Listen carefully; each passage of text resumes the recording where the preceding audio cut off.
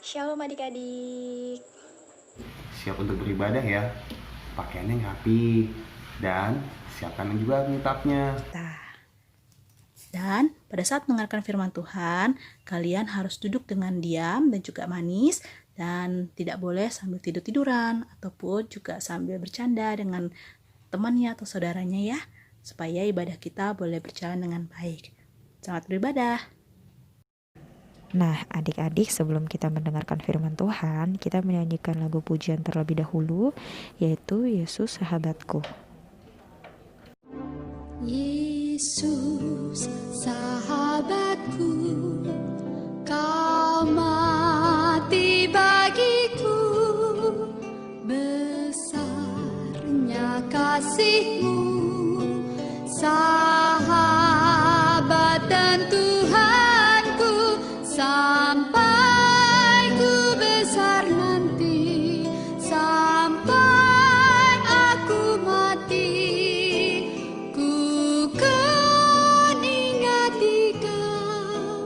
Yesus sahabatku, sampai ku besar nanti, sampai aku mati, ku kan ingat Dikau, Yesus sahabatku dan Tuhanku.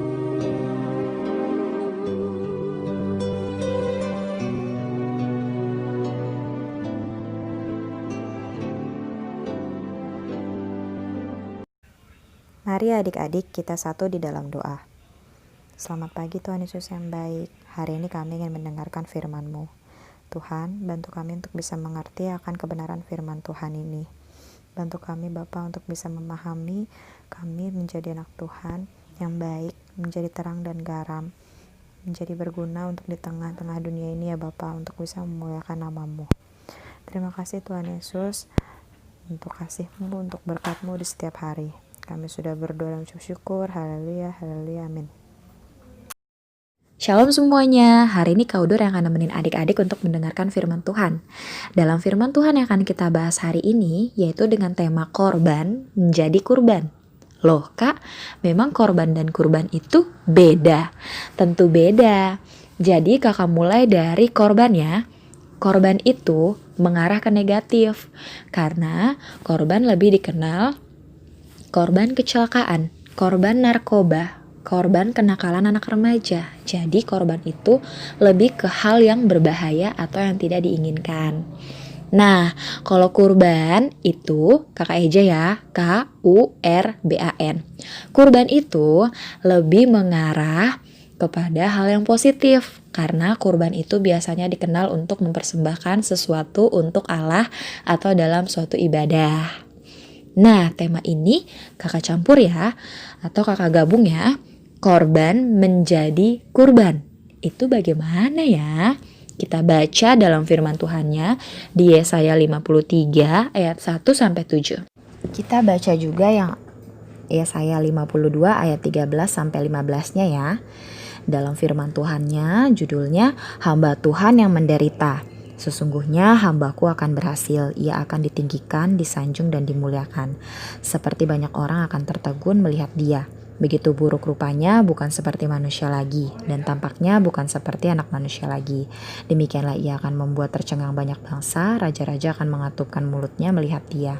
Sebab apa yang tidak diceritakan kepada mereka akan mereka lihat, dan apa yang tidak mereka dengar akan mereka pahami. Siapakah yang percaya kepada berita yang kami dengar, dan kepada siapakah tangan kekuasaan Tuhan dinyatakan? Sehingga taruk ia tumbuh di hadapan Tuhan, dan sebagai tunas dari tanah kering. Ia tidak tampan dan semaraknya pun tidak ada, sehingga kita memandang dia. Dan rupa pun tidak, sehingga kita menginginkannya. Ia dihina dan dihindari orang, seorang yang penuh kesengsaraan dan yang biasa menderita kesakitan. Ia sangat dihina sehingga orang menutup mukanya terhadap dia, dan bagi kita pun dia tidak masuk hitungan. Tetapi sesungguhnya penyakit kita lah yang ditanggungnya, dan kesengsaraan kita yang dipikulnya. Padahal kita mengira dia kena tulah, dipukul dan ditindas Allah. Tetapi dia tertikam oleh karena pemberontakan kita, dan diremukkan oleh karena kejahatan kita. Ganjaran yang mendatangkan keselamatan bagi kita ditimpakan kepadanya, dan oleh bilur-bilurnya kita menjadi sembuh. Kita sekalian sesat seperti domba, masing-masing kita mengambil jalannya sendiri, tetapi Tuhan telah menimpakan kepadanya kejahatan kita sekalian. Dia dianiaya, tetapi dia membiarkan diri ditindas, dan tidak membuka mulutnya, seperti anak domba yang dibawa ke pembantaian, seperti induk domba yang keluar di depan orang-orang menggunting bulunya. Ia tidak membuka mulutnya. Firman Tuhan yang tadi kita sudah baca yaitu dikatakan oleh Nabi Yesaya bahwa akan ada hamba Tuhan yang menderita. Dalam ayat yang keempat, tetapi sesungguhnya penyakit kitalah yang ditanggungnya. Jadi hamba Tuhan ini menanggung penyakit kita, menanggung kesengsaraan kita. Dia memikulnya. Harusnya kita yang kena tulah, tapi hamba Tuhan ini yang menderita. Hamba Tuhan ini, dia memberikan keselamatan untuk kita. Dia yang tertikam dan diremukkan, padahal kita yang berbuat kejahatan. Tapi dia mengorbankan dirinya dan kita menjadi sembuh dan kita diselamatkan. Nah, pertanyaannya dalam firman Tuhan yang tadi kita sudah baca, hamba Tuhan itu siapa? Hamba Tuhan itu terdapat di Matius 8 ayat 17. Mari kita buka sama-sama. Dalam perikop, Yesus menyembuhkan ibu mertua Petrus dan orang-orang lain. Dalam ayat 17-nya, hal itu terjadi supaya genaplah firman yang disampaikan oleh Nabi Yesaya, dialah yang memikul kelemahan kita dan menanggung penyakit kita. Jadi adik-adik, dalam firman Tuhan yang tadi kita sudah baca kembali, bahwa hamba Tuhan yang menderita itu sudah digenapi oleh Tuhan Yesus. Tuhan Yesus menanggung segala dosa-dosa kita. Tuhan Yesus berkorban dan menjadi kurban, yang mengorbankan dirinya untuk mati di kayu salib untuk menebus kita dari segala dosa-dosa kita yang telah kita perbuat dengan darahnya yang mahal. Nah, adik-adik, Kak Udur ada film, yaitu filmnya yang bagus banget adik-adik tonton. Karena film ini tentang bagaimana seorang bapak yang mengorbankan anaknya untuk kehidupan banyak orang, tanpa orang-orang itu tidak begitu menyadari bahwa kehidupan itu sungguh sangat mahal adik-adik. Filmnya kita tonton yuk adik-adik.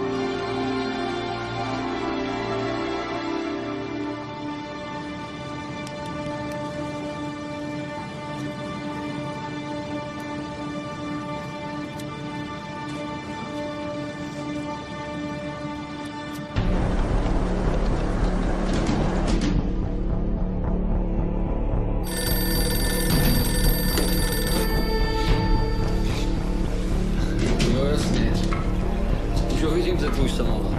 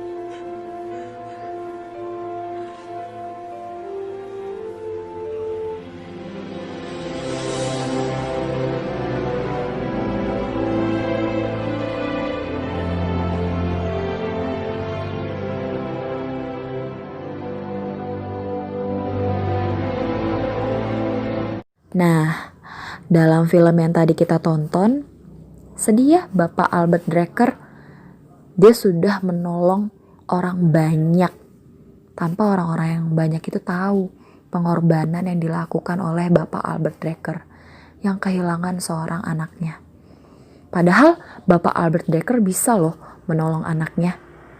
Tapi karena dia mempunyai tanggung jawab untuk orang-orang yang di kereta tersebut, dia lebih memilih kereta itu berjalan. Sehingga orang-orang yang dalam kereta itu selamat. Begitu juga Bapak kita yang di sorga. Kita umpamakan Bapak kita yang di sorga. Bapak kita di sorga itu yaitu adalah Bapak Albert Drecker. Jadi Bapak yang di sorga itu mempunyai tanggung jawab untuk kita semua adik-adik.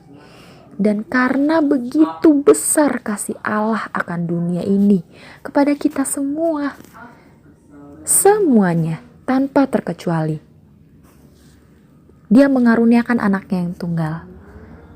Dan supaya kita itu beroleh hidup yang kekal, supaya kita tidak binasa.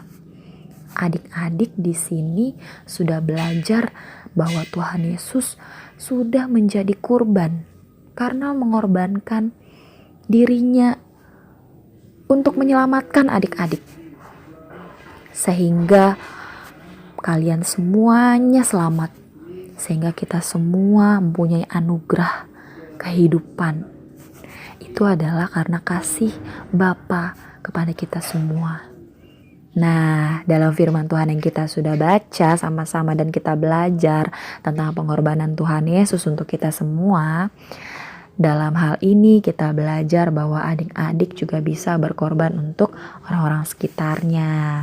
Contohnya apa Kak? Adik-adik gak boleh lelah, gak boleh capek berdoa untuk bangsa ini, untuk bangsa Indonesia, untuk dunia ini. Kenapa? Karena dalam hal ini doa paling terpenting untuk saling menguatkan. Dalam pandemi ini, dalam semua penyakit-penyakit itu semua berbahaya. Namun karena pandemi ini sungguh sangat merajalela, adik-adik juga berdoa supaya pandemi ini berakhir, supaya menguatkan semuanya satu dengan yang lainnya, supaya anak-anak Tuhan kuat bersama dengan Tuhan, supaya adik-adik juga bisa kuat dan menguatkan satu dengan yang lain. Supaya adik-adik dalam pandemi ini juga belajar untuk menyumbangkan kepada orang yang membutuhkan. Adik-adik berkorban untuk tidak memikirkan diri sendiri. Apa yang adik-adik punya lebih, adik-adik bisa sumbangkan kepada orang yang membutuhkan. Nah, jika adik-adik di sekolah merasa pintar dalam pelajaran dan ada teman yang tidak mengerti, adik-adik mulai berkorban untuk waktu adik-adik, untuk mengajari mereka. Nah, itu juga bisa berkorban karena adik-adik sudah mengorbankan waktu untuk mereka, untuk mengajarkan mereka. Kita harus bersyukur kepada Tuhan Yesus karena Tuhan Yesus sudah mengorbankan dirinya untuk kamu, untuk kita semua. Jadi kita sebagai anaknya harus patuh dalam firman Tuhan. Dalam firman Tuhan ini kita harus tetap semangat untuk berkorban untuk orang lain. Agar perbuatan adik-adik, perbuatan kaudur, perbuatan kita semua dapat memuliakan nama Tuhan dan bisa menjadi berkat untuk orang lain. Firman Tuhan sudah selesai, mari kita satu di dalam doa. Allah yang bertahta di dalam kerajaan sorga, terima kasih untuk kasih-Mu, untuk berkat-Mu, kami bisa mendengarkan firman Tuhan dengan baik. Bapa, biarlah firman Tuhan ini tumbuh di tanah yang baik, tanah yang subur, sehingga kami bisa mengaplikasikannya di tengah-tengah keluarga kami, di lingkungan sekitar kami, baik di rumah maupun dimanapun, dan juga di sekolah. Bapa yang baik, Rajaku, Allahku yang Maha Pengasih dan juga Maha Penyayang, berkatilah anak-anak ini, supaya anak-anak ini bisa dapat menjadi terang dan garam di tengah-tengah dunia mereka. Mereka bisa rela berkorban untuk orang-orang sekitar mereka, karena kami semua sudah belajar bahwa Engkau sudah berkorban untuk kami ya Bapa. Terima kasih untuk kasih-Mu, untuk berkat-Mu ya Bapa. Kami bisa merasakan kehidupan kami ya Bapa. Engkau sudah menyelamatkan kami dari segala dosa-dosa, dan Engkau mati di kayu salib Bapa untuk kami, sehingga kami bisa sembuh di dalam nama Tuhan ya Bapa. Kami berdoa ya Bapa untuk anak-anak ini bisa berrela korban untuk orang-orang sekitar mereka, baik waktu, materi, dan juga jasmani. Mereka bisa memahami untuk bisa memberikan yang terbaik ya Bapa untuk orang lain, untuk apa yang mereka berikan. Jika mereka mempunyai lebih, mereka bisa memberi kepada orang yang berkurang. Mereka bisa mengajari teman-teman mereka jika teman-teman mereka tidak mengerti, bisa mereka mengorbankan waktu untuk mereka. Dan juga mereka ya Bapa untuk saling bisa menguatkan satu dengan yang lainnya ya Bapa. Tuhan Yesus yang baik, terima kasih untuk hari ini. Kami berdoa ya Bapa untuk anak-anak ini dalam studinya supaya bisa berhasil di dalam Tuhan. Walaupun saat pandemi ini mereka bisa belajar dengan online. Bantu mereka ya Bapa untuk bisa tetap menjadi anak yang pintar, untuk bisa tetap semangat untuk belajarnya. Tuhan berkati juga keluarga mereka, berkati papa mama mereka dan juga keluarga besar mereka. Bantu mereka ya Bapa, Engkau yang mengerti setiap permasalahan di dalam keluarga mereka. Biarlah permasalahan itu bisa selesai dengan ikut campur tangan Tuhan. Tuhan Yesus berkatilah juga untuk Indonesia. Indonesia ini ya Bapa, Engkau mengetahui apa yang ingin mereka lakukan Bapa untuk pandemi ini dan juga setiap permasalahan negara kami. Engkau bisa ikut campur tangan juga Bapa dalam setiap negara kami, setiap apa yang mereka putuskan, baiklah itu menjadi kepentingan bersama bukan kepentingan pribadi ya Bapa.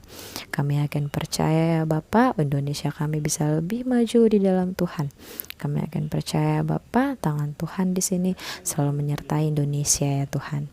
Terima kasih Tuhan untuk berkat-Mu, khusus kami berdoa Bapa untuk segala penyakit ya Bapa yang sedang merajalela ini ya Bapa di dalam Indonesia dan juga seluruh dunia ya Bapa. Kami berdoa untuk garda terdepan, yaitu dokter dan juga para perawat yang lainnya Tuhan. Berikan mereka kesehatan dan juga mereka bisa membantu dalam mengurangi penyakit ya Bapa ini ya Bapa, mengurangi pasien ya Bapa dengan menyembuhkannya dengan baik ya Bapa. Supaya orang-orang yang terkena sakit ini ya Bapa bisa berkurang Bapa. Kami akan percaya Engkau berkati ya Bapa setiap rumah sakit yang ada Tuhan, dengan tangan Tuhan Yesus yang baik, dengan perpanjangan tangan Tuhan ya Bapa, apa yang terbaik yang Engkau lakukan sesuai dengan kehendak-Mu, kami percaya Bapa itu yang terbaik.